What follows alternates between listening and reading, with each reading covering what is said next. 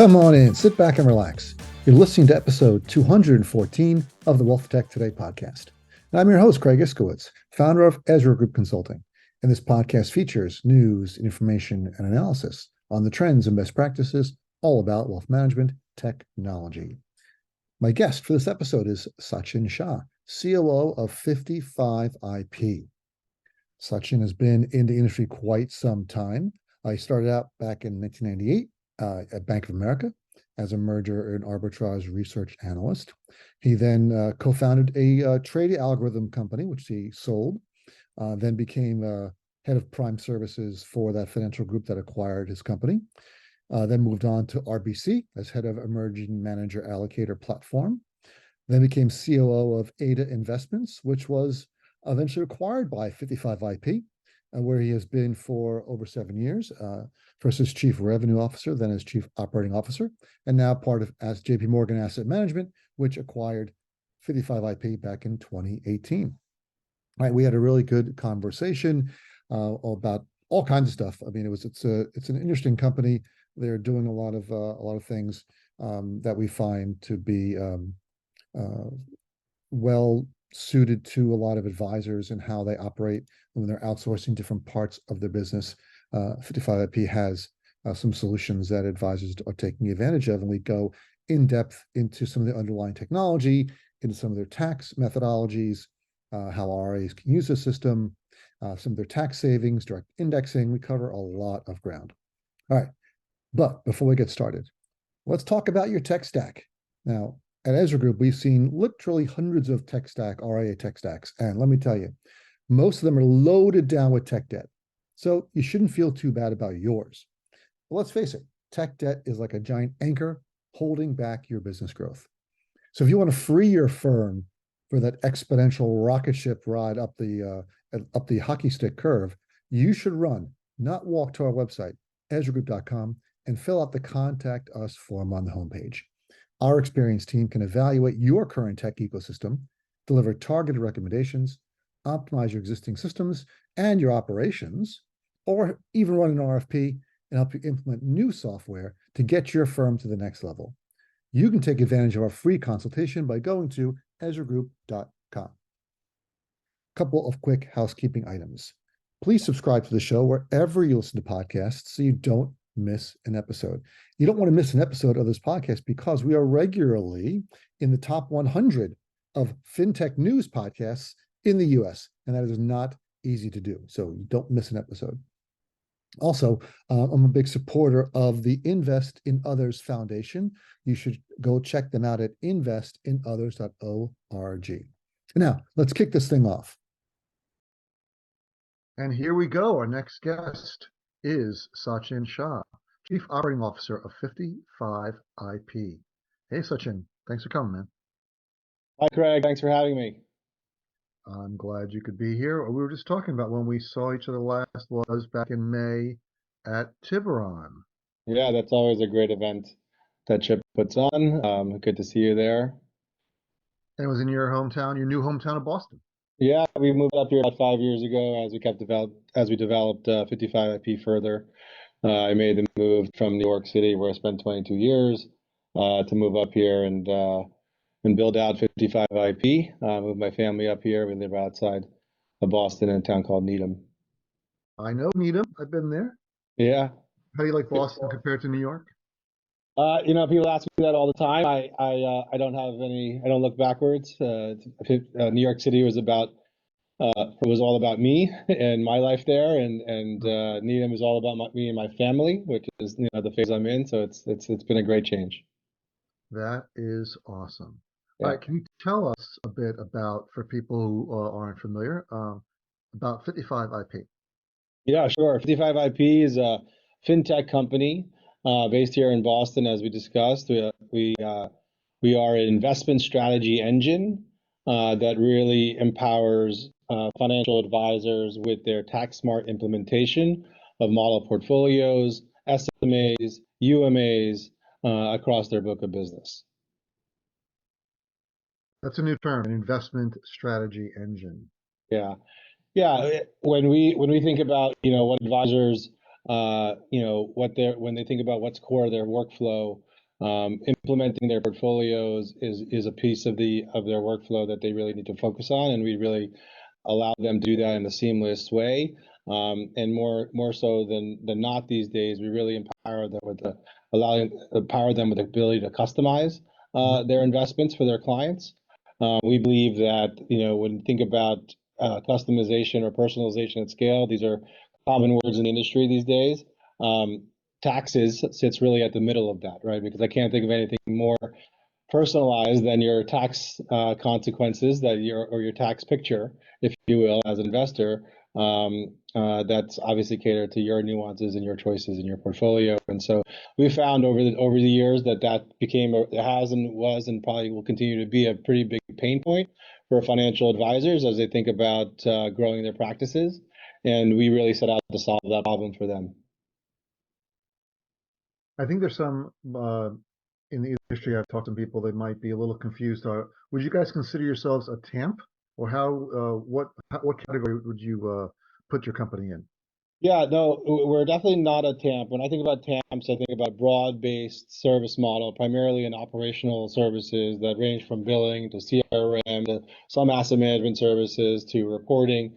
We have been singularly focused and will continue to be singularly focused on using fintech, right? And really specifically, they're really rooted in the fin part of tech, and we can come back to that in a second. And software to allow advisors to implement model portfolios, SMAs, UMAs, as I've mentioned, in a customized way. And so our software really sits at the middle of model providers. These can include the home office models or models built by the advisor themselves or in conjunction with the asset managers. And on the other side of that equation are the advisors in their books of business. And so advisors work with our platform really as a add-on to their existing tech stack, right? We're not looking to rip and replace anything that they currently do. We actually fit like a glove in almost everything, all of their existing tech stacks, and provide our service specifically around this tax smart implementation. Yeah, the broad-based service model. So we define the TAMP market differently. That's what we would call the old school TAMP, or the broad-based service models where you provide everything. Like the InvestNet or an AssetMark, right? That provides end to end. But the TAMP market has really grown or divided up in the recent years, where firms are launching TAMP-like platforms to different subsections of that model. So when a firm like yours you have an RIA, you can make fiduciary decisions, and firms are outsourcing that to you. To us, you're a form of a TAMP. It's not the same kind of TAMP that an investment or an AssetMark would be, but you can still singularly focus on helping advisors implement portfolios. That's part of the TAMP-like function because you do offer the technology, you do outsource that piece of it. You can still fit hand in glove into their tech stack, but it's still very TAMP. There's different types of TAMPs that we divide the market up into. Yeah, so I hear what you're saying. Makes sense. I think that when we think about, maybe we could take a step back for a second. When we think about the industry and our capabilities in how we want to implement them, a couple of things come to mind. So first, we want to, and we'll talk more about integrations. We really focus on integrating on where the advisors actually do business. So in the RI channels, obviously the custodians. And so when we built the company, we really focused on building deep integrations with the custodians so we can get the client data. And then we want to be able to deliver our capabilities into the workflow of the advisor.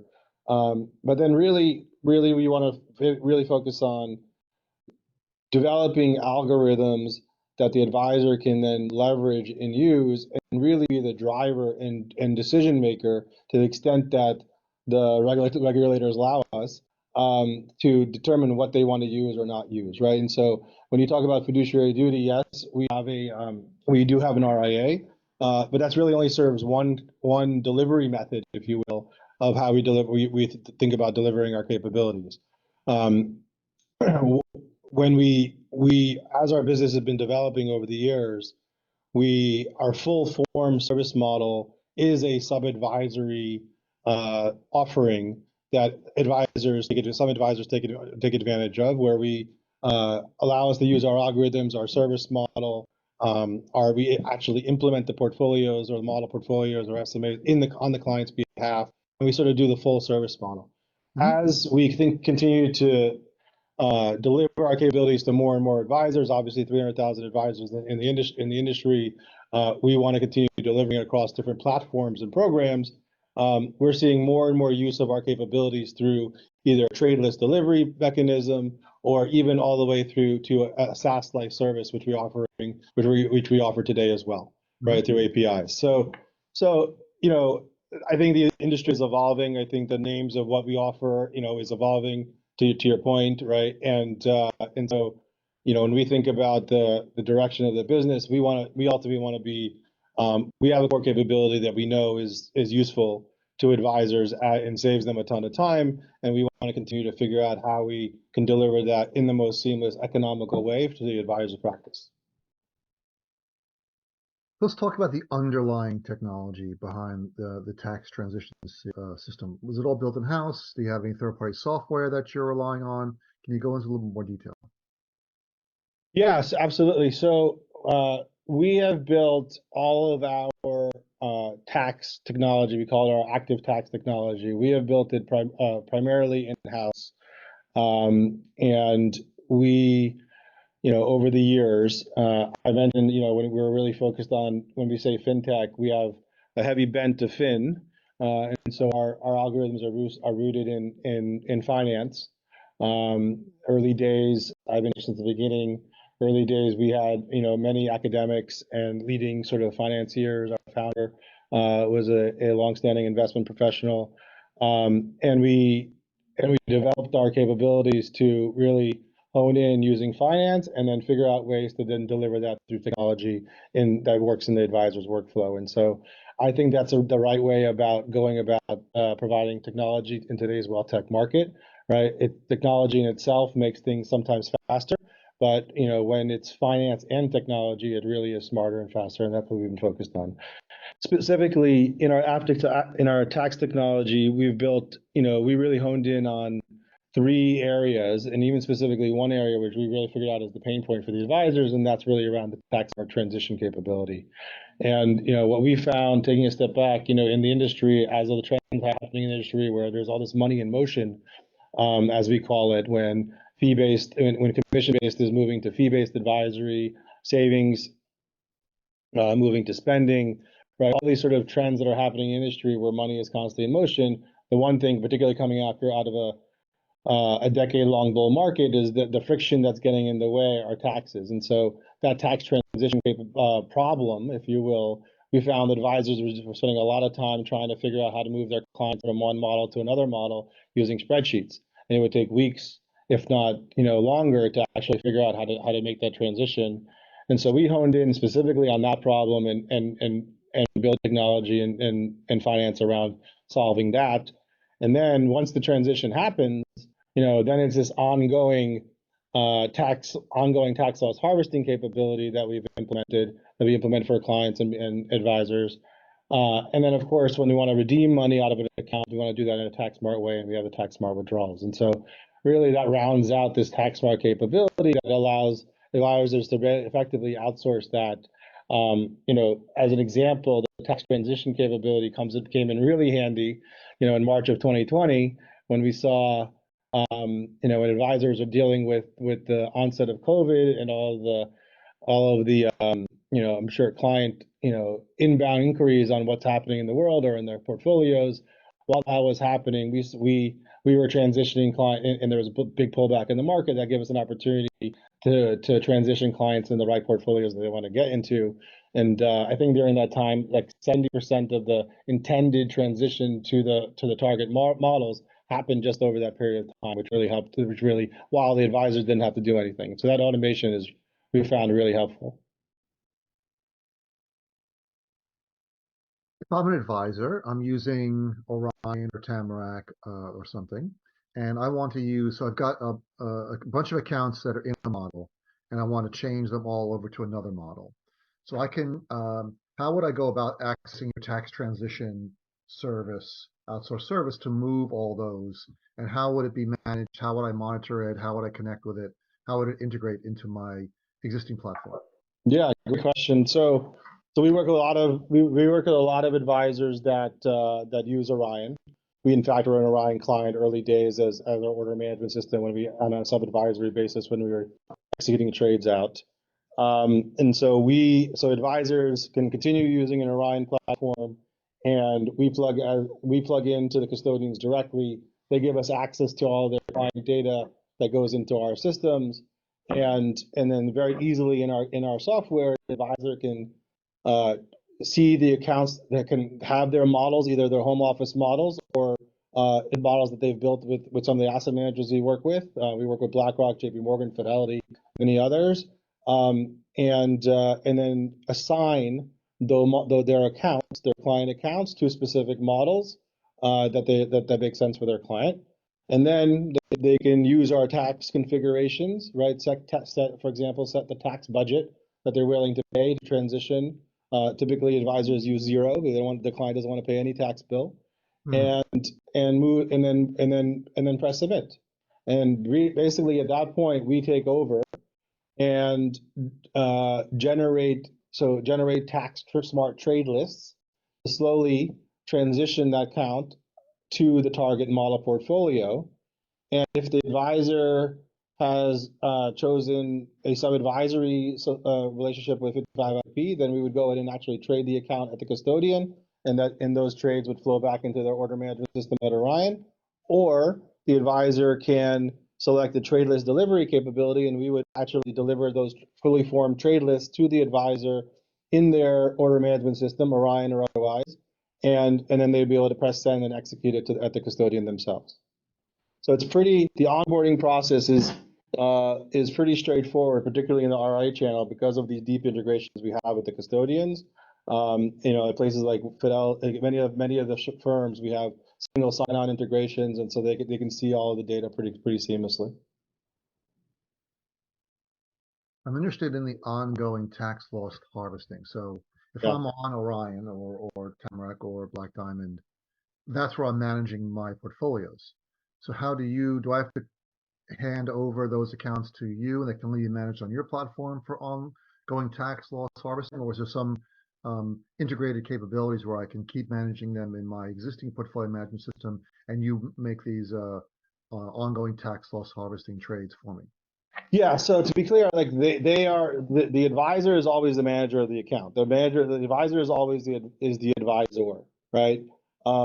In the cases where they're using model portfolios or SMAs that we have on our platform, the advisor is just outsourcing the capability to manage that portfolio or implement that portfolio in the updates and the target model updates in a tax smart way. And so they leverage our platform in a way that allows them to leverage our algorithms and our capabilities for that particular piece. So we can act as a sub-advisor if they want us to execute it on their behalf, or in many cases, the advisors don't want us to execute and they want to use our algo, and so we deliver that tax smart trade list to their platform, and then they execute it. But in no case do we become the manager of the advisor of the account. Good to know.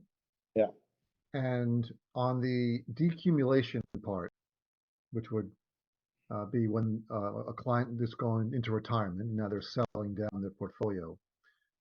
Do you require more information about other expenses or other accounts, the held assets, in order to generate your tax smart withdrawals, or can you just use the data that client has at a single custodian? Yeah, as of today, we do it very similarly. It's basically the opposite of what we do on transition into the account. So the advisor, on behalf of the client, will give us the tax budget that they're willing to adhere to. That's a singular data point that we then use as the benchmark in order to harvest losses and raise cash to meet the withdrawal. We don't currently take in data from other sources, right? But it is on our roadmap. I know some of my colleagues and partners are. It's of high interest build over the next period of time. That would be cool. It would Because be cool. if a larger client or client that might have assets of multiple advisors, as many individuals do break up their assets across multiple advisors, it might help to have that data. Yeah, for sure. but it works both ways. According to your website, your platform has generated 2.16% annualized average tax savings over the past 3 years. How does this work? Is it just tax loss harvesting? Is there other capabilities? Are there specific types of portfolios that deliver better tax alpha? Can you provide some insight there?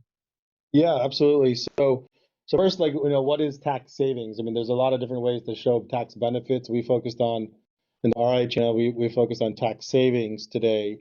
And so what is that? So tax savings is really the difference between the tax bill of an account that has tax management on it versus an account that doesn't have tax management on it. And so we run shadow accounts to allow us to show the difference between running, or the value, if you will, of running our capability on an account. And so we run for the RA channel and the models, the SMAs. There are different, depending on the product, we have different sort of tax management methodologies for many of the model portfolios that we run that are ETF and fund model portfolios. It's a monthly harvesting. So every month we look at we have a methodology we can dig into in a second that takes a look at it, what we would harvest, if at all, and then what we should replace it with, and then in doing that, obviously not in just a vacuum, but being sure that we're maintaining the tracking error to the target portfolio and making sure that we don't veer too far off of that. And so we do that monthly. It generates good tax alpha. That tax savings number represents that methodology across the 40,000 or so model portfolio accounts that we run on our platform today, and about 15 or 16 billion dollars. And then with JP Morgan, so we haven't talked about it yet, but about 2.5 years ago, we were acquired by JP Morgan Asset Management. We still run as an independent subsidiary and cater to the industry and work with many other asset managers and model providers.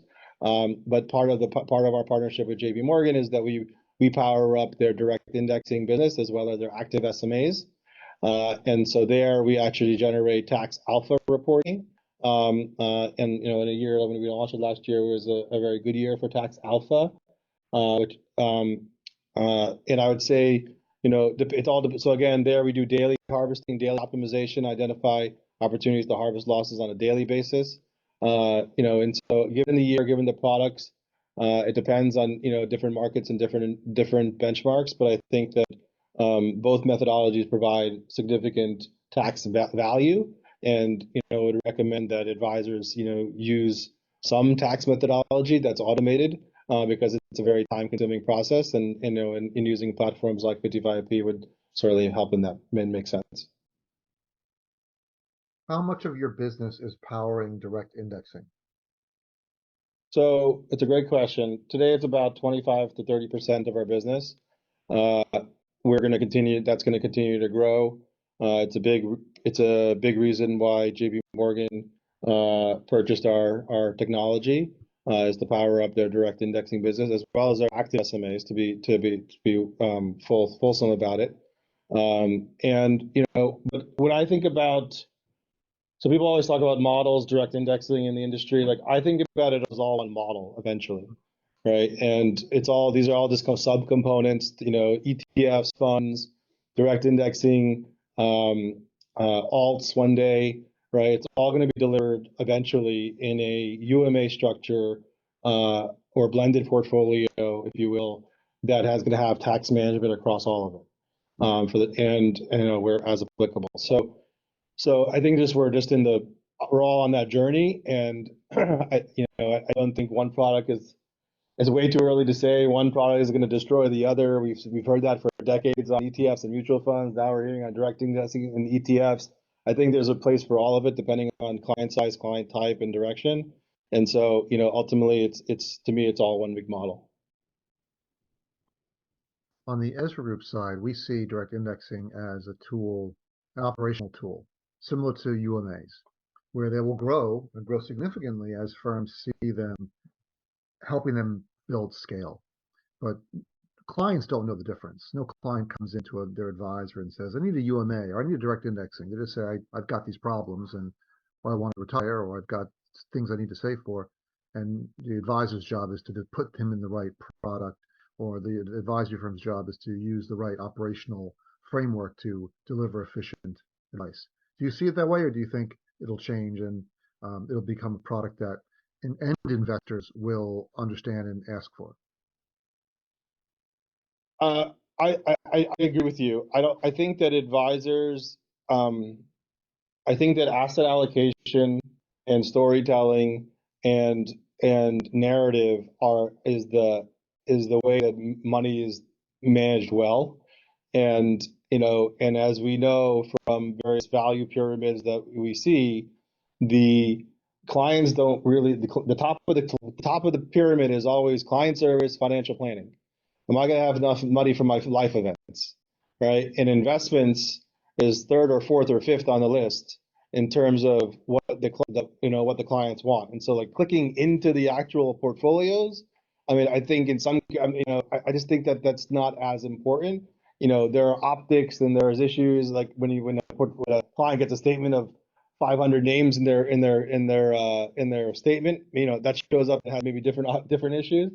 But ultimately, I think directionally, that what's in the portfolio at the sort of ingredient level doesn't necessarily make too much of a difference. I think what meeting the financial plan is the primary thing that advisors need to think through, and the narrative around that over the years, so that no advisor makes so clients don't force advisors to make rash decisions. We definitely don't want that. Definitely don't. Totally don't. You mentioned the acquisition by JP Morgan, Yeah. and since then, I believe, according to the press release, you reported $4 billion as 55 IP powered assets, but then you said now you're up to 15 billion. Was this primarily for JP Morgan clients that they moved over, or is this external? And what's the trend that's driving this growth? Yeah, so actually in aggregate, we just crossed 20 billion. And so that's across It was models. 15 billion 5 minutes ago. You added 5 billion just while we're talking. That's Well, incredible. that was in our models business, right? And so our direct indexing business is another 5 billion. And That's great. that's what we talked Perfect. about, right? Yeah. So in aggregate, it's 20 billion today, on its way to be multiples of that in the coming years. Yep. The big drivers, trends wise, I mean, I'm not going to get into like the makeup of the allocation across different products, but I would say one of the, in the RIA channel specifically, I would say the biggest driver that we see is this push to custom model portfolios.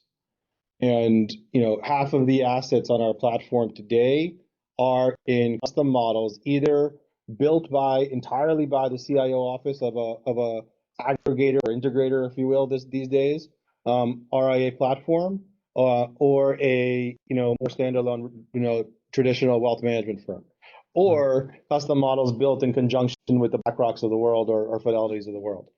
And so the industry is certainly shifting to that, and it's for a number of reasons. Obviously, I think there are obvious ones, but I think one of the ones that I see that is more like economic driven is as we see all this aggregation that's happening, funded by private equity, and I think the pressure is on to homogenize businesses and make sure but still have a fingerprint on the portfolio, right? So it still has this sort of custom feel that advisors can talk about and have a narrative around, but also move this broader shift to model portfolios, which Cerulli or others would say goes to 4 trillion to 11 trillion in the coming years, right? So those trends are the biggest driver, and I feel like 55 IP is really well positioned to capture that. We work with all the asset managers on custom model portfolio builds. We have the ability, as well as the advisors directly in their home offices,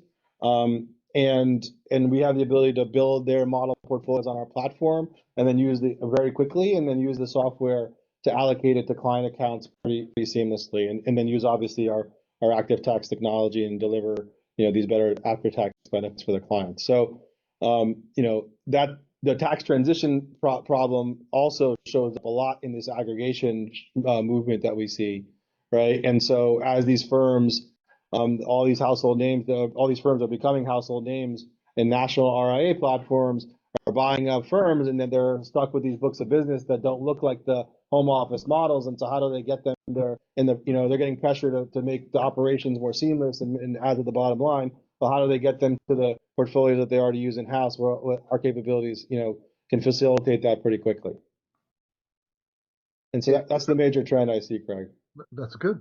I appreciate that. So when it comes to automated portfolio implementation, not transition, so you'll offer that as a service. What exactly does it mean, and how does it work?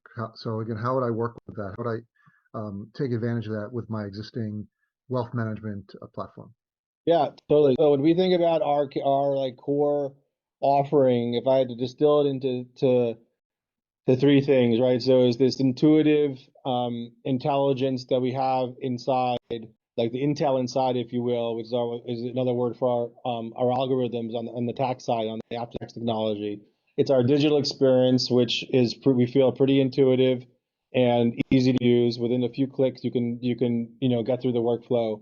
And then thirdly, it's this automated implementation. And so behind the hood, under our UI, we have something we've built over many, many years called Trade Gen. And it's our trade generation module that allows us to, at massive scale, allows us to generate tax smart trade lists for clients and for advisors at the account level, right? And so that's the power of the implementation and combining those. And while there's other firms that I think do parts of that, combining those three things together in an experience is what I think makes us stand out. And so advisors love that capability because they can basically outsource that full workflow with a few clicks and configurations on their end to a 55 IP, and we can go through those same delivery services as we talked about earlier, which start from sub-advisory, the trade list delivery, and now as we move into pure software as a service through APIs, right? And so under the hood is this implementation engine that we expose in various ways. Indeed.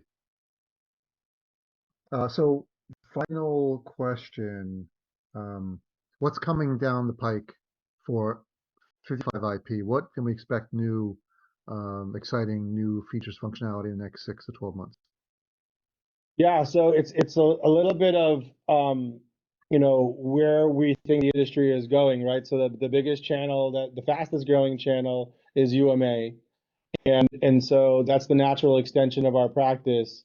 And so we're being able to become the tax overlay on UMA platforms that have the sleeves infrastructure, and we deliver the tax management across all the sleeves.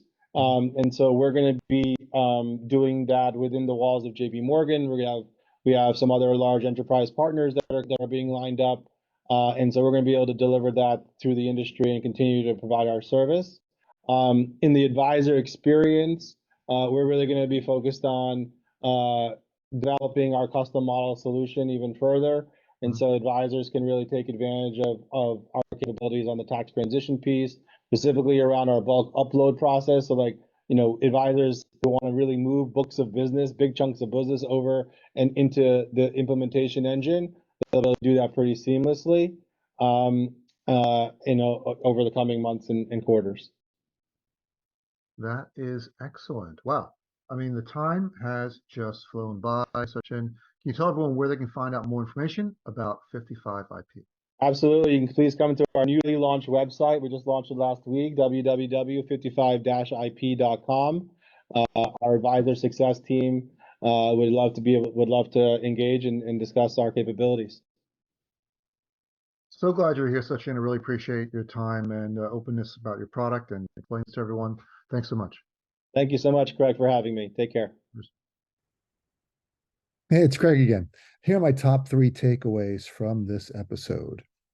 Direct indexing constitutes the significant portion of 55 IP's business, around 20 to 30%.